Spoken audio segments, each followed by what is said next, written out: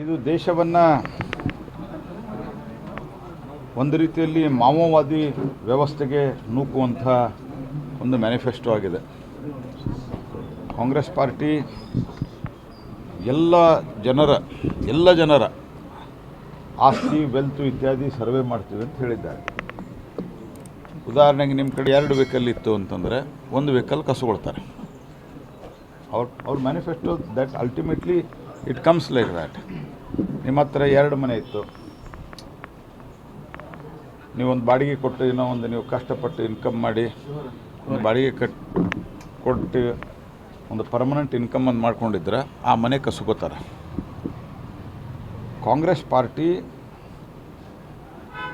ಯಾರು ದೇಶಕ್ಕೆ ವೆಲ್ತನ್ನು ಕ್ರಿಯೇಟ್ ಮಾಡ್ತಾ ಇದ್ದಾರೆ, ಅದು ಮಿಡಲ್ ಕ್ಲಾಸ್ ಇರ್ಬೋದು, ಹೈಯರ್ ಮಿಡಲ್ ಕ್ಲಾಸ್ ಇರ್ಬೋದು, ಲೋವರ್ ಮಿಡಲ್ ಕ್ಲಾಸ್ ಇರ್ಬೋದು, ಬಡವರಿಗೆ ಏನು ಮಾಡಬೇಕು ಅದು ಸರ್ಕಾರದ ಕರ್ತವ್ಯ, ಅದನ್ನು ಮಾಡೇ ಮಾಡ್ತೀವಿ ನಾವು.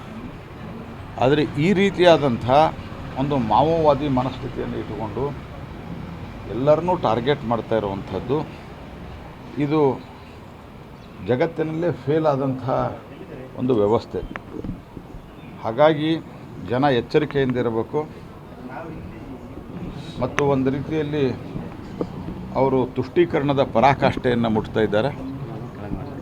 ಹಾಗಾಗಿ ಜನ ಎಚ್ಚರಿಕೆಯಿಂದ ಇರಬೇಕು ಅಂತ ಹೇಳಿದ್ವಿ. ಸರ್, ಈಗ ಇವತ್ತು ಕೂಡ ಗಂಗಾವತಿಯಲ್ಲಿ ಜೈ ಶ್ರೀರಾಮ್ ಅಂತ ಹಲ್ಲೆ ಮಾಡಿದ್ದಕ್ಕೆ 25 ಜನ ಹೋಗಿದ್ದಕ್ಕೆ ಹಲ್ಲೆ ಮಾಡಿದ್ದಾರೆ ಸರ್. 25 ಜನ ಹಲ್ಲೆ ಮಾಡಿದ್ದಾರೆ ಜೈ ಶ್ರೀರಾಮ್ ಅಂತ. ಇಲ್ಲ, ಇದು ಇವರಿಗೆ ಎನ್ಕರೇಜ್ಮೆಂಟ್ ಸಿಗ್ತಾಯಿದೆ. ಈಗ ಅವರು ಹರ್ಷಿಕಾ ಪೂಣಚ್ಚ ಅವರು ಬಂದಿದ್ದರು, ಏನೂ ಮಾಡಿಲ್ಲ, ಅವರು ಕನ್ನಡ ಮಾತಾಡಿದ್ದಕ್ಕೆ ಹಲ್ಲೆ ಮಾಡಿದ್ದಾರೆ. ನಾನು ಘಟನೆಯ ವಿವರವನ್ನು ಮಾಧ್ಯಮದ ಮೂಲಕ ಸಾಮಾಜಿಕ ಜಾಲತಾಣಗಳ ಮೂಲಕ ನಾನೊಂದು ರಿಯಾಕ್ಟ್ ಮಾಡಿದ್ದೆ.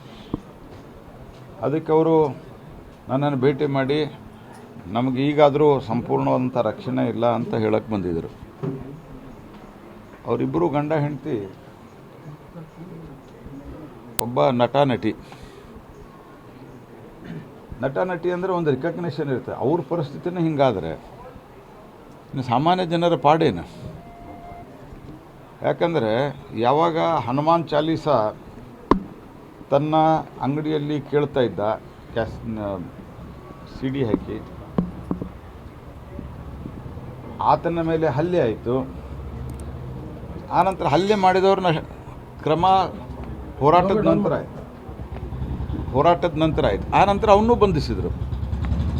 ಅಂದರೆ ಈ ಅಪರಾಧಿ ಕೃತ್ಯ ಮಾಡುವಂಥ ಒಂದು ವರ್ಗಕ್ಕೆ ಅನ್ನಿಸ್ತಾ ಇದೆ, ನಾವು ಏನು ಮಾಡಿದರೂ ನಮಗೆ ರಕ್ಷಣೆ ಕಾಂಗ್ರೆಸ್ ಸರ್ಕಾರದಲ್ಲಿ ಇದೆ. ಯಾಕಂದರೆ ನಮಗೊಂದು ಟ್ಯಾಗ್ ಇದೆ, ನಾವು ಅಲ್ಪಸಂಖ್ಯಾತರು ಅಂಥೇಳಿ. ಹಾಗಾಗಿ ಕಾಂಗ್ರೆಸ್ ಪಾರ್ಟಿ ತುಷ್ಟೀಕರಣದ ರಾಜಕಾರಣದ ಪರಿಣಾಮ ಇವೆಲ್ಲ. ಮೊನ್ನೆ ಹುಬ್ಬಳ್ಳಿಯಲ್ಲಿ ಆದಂಥ ಘಟನೆ, ಆ ಹೆಣ್ಣು ಹುಡುಗಿ ಇವ್ರ ಜೊತೆಗೆ ಏನೋ ಫ್ರೆಂಡ್ಶಿಪ್ ಆಗಿತ್ತು, ಗಿಫ್ಟ್ ಕೊಟ್ಟ. ಆನಂತರ ಅವಳು ಬೇಡ ಅಂತಂತೆ ವಾಪಸ್ ಕೊಟ್ಟಳು. ಅಷ್ಟಕ್ಕೆ ಮನ ಬಂದಂತೆ ಥಳಿಸೋದು.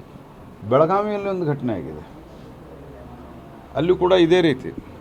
ಯಾದಗಿರಿಯಲ್ಲಿ ದಲಿತ ವ್ಯಕ್ತಿ ಆತೇನೋ ಕೊಡಲಿಲ್ಲ ಇವರಿಗೆ ಅಂಗಡಿಯಲ್ಲಿ ಅಂತ ತಿಳ್ಕೊಂಡು ಕೊಂದೇ ಹಾಕಿದ್ರು. ಕಾಂಗ್ರೆಸ್ ಪಾರ್ಟಿ ಬಂದರೆ ಒಂದು ರೀತಿಯಲ್ಲಿ ಯಾವ ರೀತಿ ವಿಚಿತ್ರವಾದಂಥ ಒಂದು ಪಾಕಿಸ್ತಾನಿ ಆಡಳಿತದ ಆ ಮಾದರಿಯಕ್ಕೆ ಹೋಗ್ತಾ ಇದ್ದಾರೆ. We should be very serious. ಜನ ಭಾಳ ಗಂಭೀರವಾಗಿ ತೆಗೆದುಕೊಳ್ಬೇಕು. ಕಾಂಗ್ರೆಸ್ ಪಾರ್ಟಿ ಅಧಿಕಾರ ಕಳೆದುಕೊಂಡಿರುವ ಹತಾಶೆಯಲ್ಲಿ ಯಾವ ಹಂತಕ್ಕಾದರೂ ಹೋಗ್ಲಿಕ್ಕೆ ತಯಾರಿ. ಸೇಮ್ ಸಾರಿ ಕೇಳ್ಕೊಂಡಿದ್ದಾರೆ, ನಿರಂಜನ್ಗೆ ಫೋನ್ ಮಾಡಿ ಈಗ ಕೊನೆಗೆ ಎಚ್ಚೆತ್ತುಕೊಂಡಿದ್ದಾರೆ ಅಂತ. ಏನಂದರೆ ಅವ್ರಿಗೆ ಯಾವುದೇ ರೀತಿಯ ಕಳಕಳಿ ಇಲ್ಲ, ನನ್ನ ಸ್ಪಷ್ಟ ಅಭಿಪ್ರಾಯ ಇದು. ಯಾಕೆಂದರೆ ಕಳಕಳಿ ಇದ್ದರೆ ಅವತ್ತಿನ ದಿವಸನೇ ಮಾಹಿತಿ ತೆಗೆದುಕೊಂಡು ಸಾಂತ್ವನ ಹೇಳ್ತಿದ್ರು. ಯಾವಾಗ ಜನ ಎದ್ದಿದ್ದಾರೆ, ಇದ್ರು ಅವರು BJP ಮೇಲೆ ಆರೋಪ ಮಾಡ್ತಾ ಇದ್ದಾರೆ. ಆದರೆ ಇದನ್ನು ನೀವು ತಾವು ಗಮನಿಸಿದ್ದೀರಿ, ಹಳ್ಳಿಗಳಲ್ಲಿ ಮನೆಗಳಲ್ಲಿ ಜನ ಇದನ್ನು ಮಾತುಕತೆ ಮಾಡ್ತಾ ಇದ್ದಾರೆ. ಬಹುತೇಕ ಅವ್ರ ಇಂಟೆಲಿಜೆನ್ಸ್ ರಿಪೋರ್ಟ್ ಹೋಗಿರ್ಬೋದು, ನಿಮ್ಮ ತಪ್ಪು ವರ್ತನೆಯಿಂದ ನಿಮಗೆ ಲಾಸ್ ಆಗ್ತಾಯಿದೆ ಅಂತ ರಾಜಕೀಯವಾಗಿ ಲಾಸ್ ತುಂಬಿಕೊಳ್ಳಿಕ್ಕೆ ಇದನ್ನು ಮಾಡಿದ್ದಾರೆ ಅವರು, ಹೊರತಾಗಿ ಒಳ್ಳೆ ಕಳಕಳಿಯಿಂದ ಮಾಡಿಲ್ಲ. ಇಲ್ಲಾಂದರೆ ಇಲ್ಲೇ ಸಂತೋಷ್ ಲಾಡ್ ಅವರಿದ್ದರು, ಅವ್ರು ಹೋದಾಗೇ ಮುಖ್ಯಮಂತ್ರಿಗಳ ಜೊತೆಗೆ ಮಾತಾಡಿಸ್ಬೋದಾಗಿತ್ತಲ್ಲ. H.K. ಪಾಟೀಲ್ರು ಕ್ಯಾಬಿನೆಟ್ ಮಿನಿಸ್ಟ್ರು, ಇವರು ಕ್ಯಾಬಿನೆಟ್ ಮಿನಿಸ್ಟ್ರು.